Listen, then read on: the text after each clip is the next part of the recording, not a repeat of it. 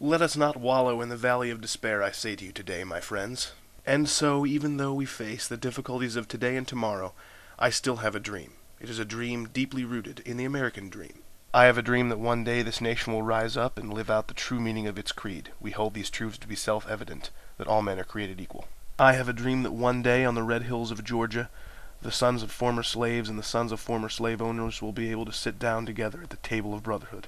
I have a dream that one day even the state of Mississippi, a state sweltering with the heat of injustice, sweltering with the heat of oppression, will be transformed into an oasis of freedom and justice. I have a dream that my 4 little children will one day live in a world where they will not be judged by the color of their skin, but by the content of their character. I have a dream today.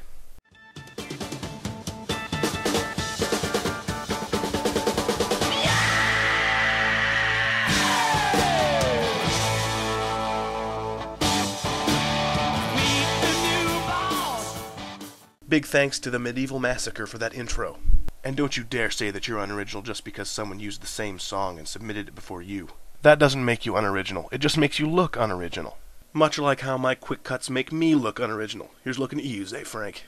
Good morning, butt kickers. It's January 17, the 17th day of 2011, which means it's Martin Luther King Jr. Day.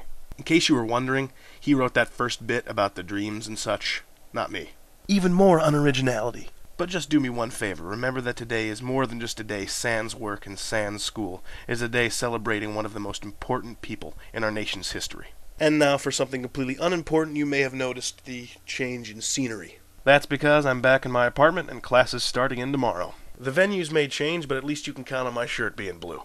The trip from my hometown of Morton, Illinois to the campus town Champaign, Illinois is an increasingly boring one. There are roughly only 3 points of interest the entire trip. Number 1, about 10 minutes into the trip, there's a steep downhill. This is really great when you're passing heavier vehicles, because they start to pull away from you, and nothing is more fun than trying to pass somebody who suddenly increases their speed by about 5 miles per hour. Said hideous descent, however, is shortly rectified by an equally steep uphill, and said heavy vehicles lose said 5 miles per hour, and then some. And then when I pass, I yell, "You can't beat me on the grade!" I wonder who'll get that reference. Interesting thing number 2, about 20 minutes into the trip, around Bloomington, Illinois, I-74 and I-55 meet together into this giant aorta of road and traffic. This wouldn't be so bad except for the little-known fact that the world's worst drivers actually come from Bloomington, Illinois. Who knew? I was behind this gold Mercury today, and it was a hoot. Sucker couldn't decide which lane was his favorite. He had so many to choose from that he simply couldn't decide which one to land on. So he did what any red-blooded American would do in such a mentally harrowing situation, to zing between all 3. And interesting thing number 3, the coup de grace. About 15 minutes outside of Champaign, Illinois, there's this beautiful stretch of beige landscape, marked by a commemorative brown road sign. And there's just something magical about this place, something otherworldly, and you can't put your finger on it. And then you read the sign, and all is revealed. It's the origin of the Kaskaskia River.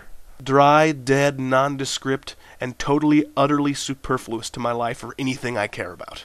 And the best part is I get to see these wonders about 40 times a year. Butt kickers, yesterday you quadrupled the number of entries I had for my super-duper secret symbol of the League of Butt Kickery Montage, and they're all awesome. Keep them coming. Until tomorrow, I'm Griff, and I'm still talking.